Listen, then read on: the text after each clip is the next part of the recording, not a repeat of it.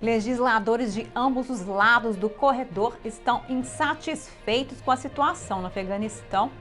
Muitos duvidam que os Estados Unidos possam tirar todos do Afeganistão até o final de agosto. Muitos se perguntam aonde vão acabar todos os afegãos que sobreviverem. E a Suprema Corte ordenou que o governo Biden restabelecesse a política de permanecer no México. A política afirma que os migrantes devem permanecer no México enquanto aguardam as datas dos tribunais de imigração dos Estados Unidos. E a Câmara dos Representantes aprovou o plano de orçamento de 3,5 trilhões de dólares, que abre o caminho para os democratas aprovarem uma legislação que expande a rede de seguridade social. Confira todos esses assuntos hoje no Diante dos Fatos.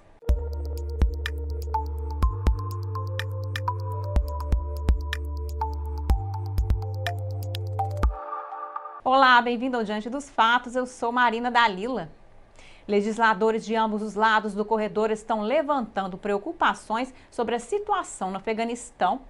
Muitos estão preocupados, pois afirmam que o prazo imposto pelo Talibã não é suficiente para resgatar todos. This administration has horribly bungled the leaving of Afghanistan. O presidente Biden disse na terça-feira que está a caminho de terminar as evacuações até 31 de agosto, dependendo da cooperação do Talibã, mas o republicano Michael McCaul não acredita nisso. There's no way we can humanly get all of our American citizens and Afghan partners out of country by that time. People are going to die. And they're going to be left behind. O democrata Seth Mountain disse que ele e outro legislador visitaram secretamente o aeroporto de Cabul na terça-feira. Ambos são militares veteranos e servem no Comitê das Forças Armadas. Mountain tweetou: Washington deveria ter vergonha da posição em que colocamos nossos membros de serviço. Ele disse que depois de falar com os comandantes em campo, é óbvio que eles não vão levar todos a tempo por causa do início tardio. Mountain tweetou: infelizmente e frustrantemente, tirar nosso pessoal depende de manter o relacionamento atual e bizarro com o Talibã. Outro legislador era o representante republicano do Michigan, Peter Meijer. Ambos os legisladores disseram que a viagem foi importante para ajudar a supervisionar o processo de evacuação. Mas a Casa Branca não gostou da atitude. De acordo com a Associated Press, as autoridades disseram que a Casa Branca, os departamentos de Estado e de Defesa ficaram furiosos com a viagem. Um disse ao jornal que o governo considerou a viagem inútil, enquanto outros disseram que era uma distração para soldados e comandantes em terra. A presidente da Câmara, Nancy Pelosi, também emitiu um aviso dizendo: escrevo para reiterar que os departamentos de Defesa e Estado solicitaram que os membros não viajem para o Afeganistão durante este tempo perigoso. Vários americanos estão dizendo aos meios de comunicação que estão presos no Afeganistão, incapazes de chegar ao aeroporto por causa dos postos de controle do Talibã. Um porta-voz do Talibã disse que eles bloquearam a entrada para o aeroporto para que os afegãos não pudessem sair. Ele disse que precisam deles para ajudar a reconstruir o país. Desde 14 de agosto, o Pentágono disse que mais de 58 mil indivíduos foram evacuados pelos Estados Unidos, aliados e cidadãos particulares. A administração Biden confirma que esse número inclui mais de 4 mil portadores de passaporte americano e seus familiares. Mas esses números podem estar diminuindo. Os afegãos foram proibidos de fugir de seu país em voos de evacuação. Um porta-voz do Talibã disse: a estrada que termina no aeroporto de Cabul foi bloqueada. Os estrangeiros podem passar por lá, mas os afegãos não podem pegar a estrada. Diante desse anúncio repentino, milhares de pessoas que trabalharam para a coalizão internacional, entre outras, temem que estejam presas no país. E esses evacuados recentes podem ser os últimos a voar para fora do país. O Talibã insiste que não há necessidade de temê-los. O porta-voz continuou: afegãos não são permitidos porque a multidão ficaria ainda maior e isso aumenta o risco de afegãos perderem suas vidas em debandada, ficar preso na multidão ou ser pisado. O número de afegãos aglomerados está diminuindo porque os números que estão saindo têm aumentado. 9 mil pessoas embarcaram em voos ao meio-dia de ontem e no dia anterior, mais de 21 mil voaram para vários países por uma coalizão internacional. O ritmo se acelerou com a nova eficiência e a necessidade de cumprir o prazo para o fim da evacuação em apenas uma semana. There's been no change to the timeline of the mission, which is to have this completed by the end of the month. A ação do Talibã para impedir a partida de afegãos reduziu drasticamente o nível de evacuações e tornou mais fácil para os Estados Unidos cumprir o prazo de 31 de agosto estabelecido pelo Talibã. O Departamento de Estado estima que ainda haja milhares de americanos no Afeganistão que precisam ser evacuados. No aeroporto, oficiais militares disseram que houve uma queda significativa no número de pessoas tentando entrar pelos portões do aeroporto. Os fuzileiros navais estão fazendo o possível para ajudar os que estão perto do portão ainda controlado pelo Talibã. Mas algumas famílias estão separadas, apenas alguns membros têm conseguido passar pelos portões e ir embora. Agora, quanto aos que conseguem sair do país, muitos estão se perguntando para onde eles irão? A maioria acaba em países vizinhos. De acordo com a Acnur, quase 1,5 milhões de afegãos fugiram para o Paquistão em 2020. O Irã foi o próximo, hospedando 780 mil, e a Alemanha ficou em terceiro com mais de 180 mil. Mas, em termos de requerentes de asilo, Turquia, Alemanha e Grécia encabeçam a lista. E falando em fronteiras, vamos voltar aos Estados Unidos. A Suprema Corte dos Estados Unidos está permitindo o renascimento de uma política de imigração da era Trump. Na terça-feira, os juízes recusaram o pedido do governo Biden, a política conhecida como permanecer no México.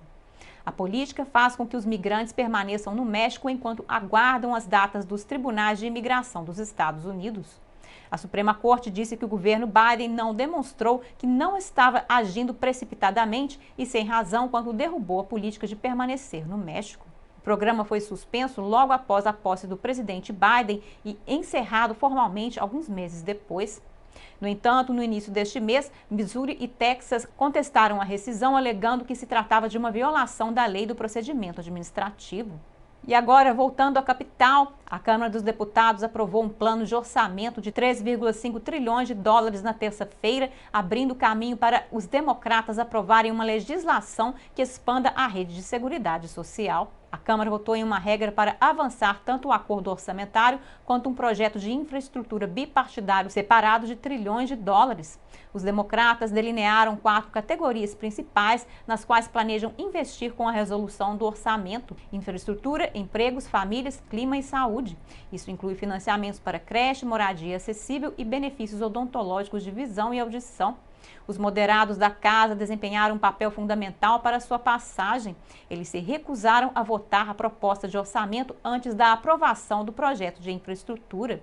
Mas, por meio de negociações, a presidente da Câmara, Nancy Pelosi, concordou em aprovar o projeto de lei de infraestrutura até 27 de setembro.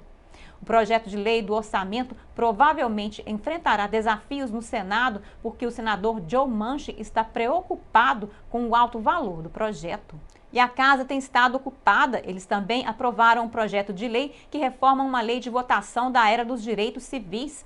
A aprovação da lei do avanço dos direitos de voto, John Lewis, recebeu elogios do presidente Biden. Ele disse que protegeria o sagrado direito de votar, já que os democratas aprovaram a medida em uma votação de 219 a 202, com todos os republicanos votando contra. O líder da maioria, Steny Hoyer, espera que o presidente Biden tenha a chance de assiná-la. It's a wonderful day. And John Lewis is saying to himself up there and saying to all of us, you kept your eye on the prize. And the prize was temporarily taken when we passed this bill. But the prize will be taken when Joe Biden signs this bill. Mas as chances de aprovação no Senado são mínimas. Isso porque os republicanos do Senado rejeitam o projeto como uma tomada de poder pelos democratas e dizem que é desnecessário. O projeto exige que o Departamento de Justiça desafie as leis de voto consideradas discriminatórias e tomará medidas em estados que obtiverem muitas violações em relação às mudanças das leis de votação. E o projeto vai para a Suprema Corte depois de enfraquecer a Lei dos Direitos Civis de 1965 2 vezes na última década. O projeto de lei de John Lewis combate a manipulação de distritos eleitorais para que as minorias possam eleger quem desejam para representá-las. E agora, antes de terminarmos, muitas pessoas consideram o lançamento do café com leite de abóbora da Starbucks como o início não oficial do outono nos Estados Unidos. E a Starbucks emitiu um tweet dizendo que a abóbora entrou na conversa. A nova bebida chama Latte Crunch de canela. A rede emitiu um comunicado dizendo: vamos enfrentar o trunfo da abóbora com canela. E a Panera está esperando até a próxima quarta-feira para lançar sua nova bebida, enquanto a Starbucks lança seu latte com especiarias de abóbora na terça-feira. Isso foi mais cedo do que nos anos anteriores, quando grande parte dos Estados Unidos experimentou altas temperaturas da década de 90. A Starbucks nem mesmo foi a primeira a lançar o latte de abóbora. A Dunkin' lançou seu café com leite exclusivo de especiarias de abóbora na semana passada. A rainha dos laticínios também está planejando lançar uma sobremesa com sabor de torta de abóbora. E por falar na Starbucks, a empresa está mudando e não se trata apenas do café com leite com especiarias de abóbora. Agora a Starbucks tem uma opção de outono no menu. É o macchiato crocante de maçã, disponível como bebida quente ou gelada. A Starbucks disse que deve ter gosto de comer torta de maçã assada ao beber o café. A bebida está no menu por tempo limitado nos Estados Unidos e Canadá. A empresa tem oferecido seu famoso café com leite de abóbora com especiarias a cada outono desde 2003. Agora, depois de toda essa conversa sobre bebidas com sabor de abóbora, que tal abóboras de verdade? Abóboras gigantes podem ser vistas na Feira Estadual de Kentucky, nos Estados Unidos. Algumas delas batem o recorde anterior de abóbora gigante do estado de Kentucky por pouco menos de 22 quilos. Houve uma competição acirrada este ano com abóboras gigantescas, mas a abóbora cultivada no condado de Floyd ganhou em disparada. O campeão do Wickstone não revelou seus segredos de cultivo, nem mesmo disse como ele conseguiu levar a abóbora gigante para a competição. Por hoje é só no Diante dos Fatos. Obrigada por assistir e até a próxima!